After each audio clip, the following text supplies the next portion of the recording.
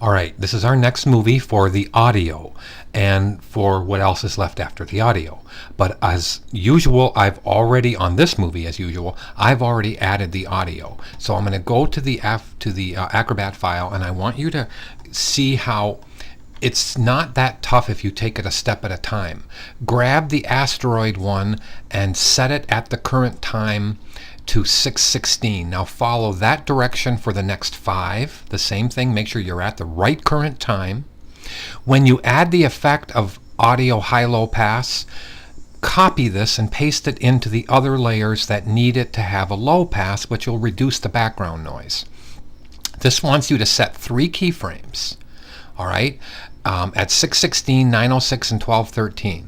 Now, you don't have to ram it when you're finished, but would you please do everything it says exactly just like I described for the BlastX at 4:22, for the ship sound AIF, which is the overall one at the home key at 00, and then I want you to do the same thing.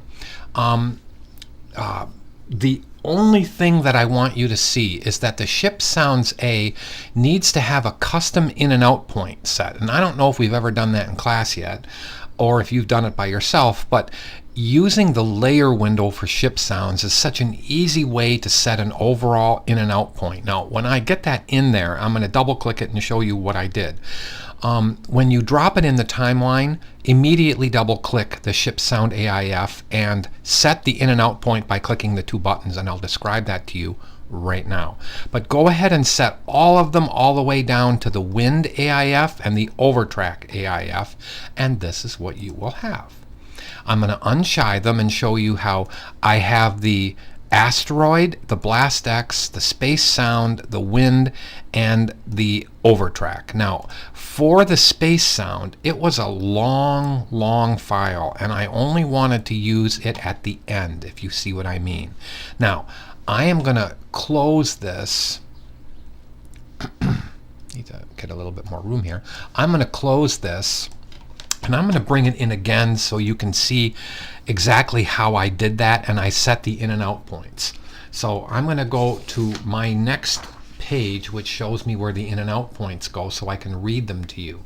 Wants an in point at 7:03. So I'm going to go ahead and click on the project window, and I'm going to grab that again so you see how to bring it down. The other stuff I think you can look at where all the current times come in to grab these things down.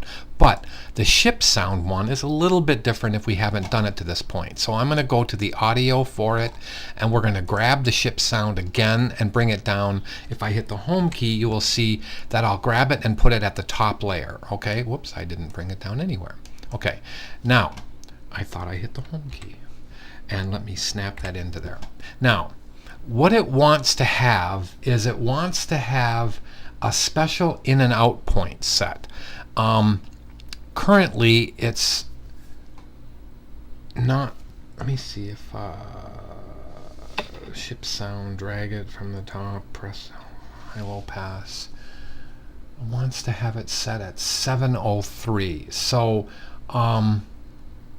this one wants a stretch factor of 700%, which is going to help it later on, but we only want to do that from the 7:03 point of view, so which is 7 seconds 3 frames. So I'm going to double click it and look at how it opens up in this layer window. Later we'll stretch it to 700% like I just said so that it lasts the entire 25 seconds, but to set this to 7:03, you can manually drag this and keep your eye on, let's get close. You could, whoops, I can't believe I did that.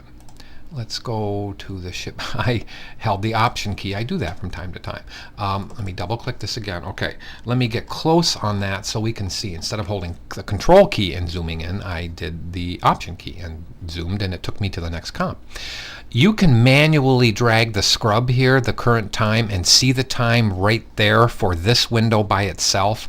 But I want to explain something to you when I'm finished. But if you click this and you go to 7:03, you can then click this icon that I'm circling, which is to set the in point at that point. Now what that did, I want you to understand something. What that did is it kept the timeline in the main,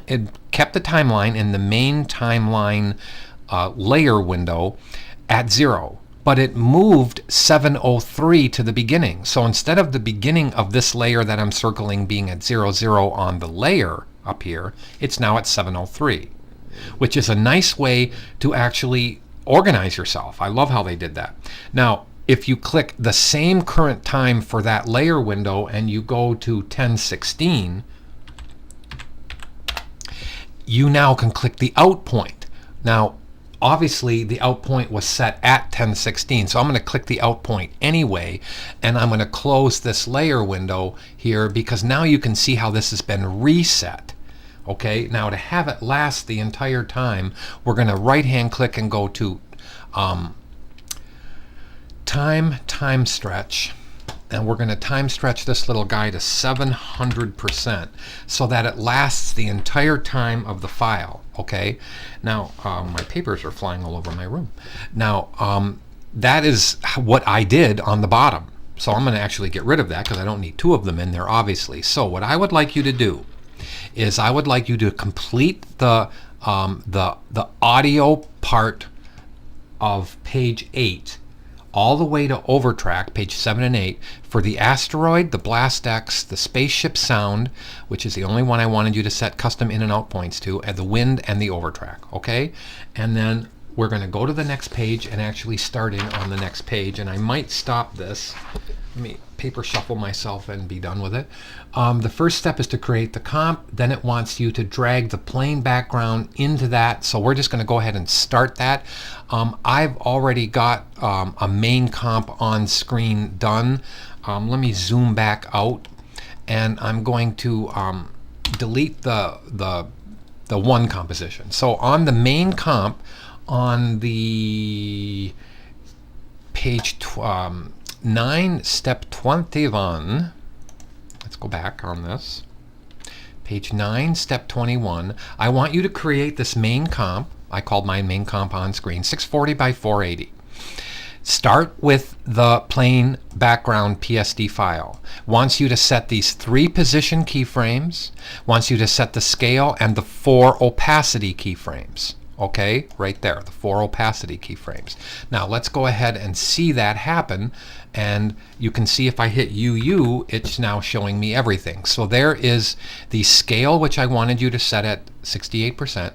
There are the 3 position keyframes and the 4 opacity keyframes. So basically what it shows you, if I kind of get a bigger screen here and hit fit, you can see that that is just a nice colored background which moves across the screen. Okay, it's really cool. So there's always going to be movement in this file. Now the next thing is it wants you to start it at 4 frames. So let's go Option Shift J and go to 4 frames, and then let's drag the building comp. Let me close my audio folder. Let's drag the building comp down as the top comp to start at 04. Now what that wants us to do is it's going to want us to set the position of it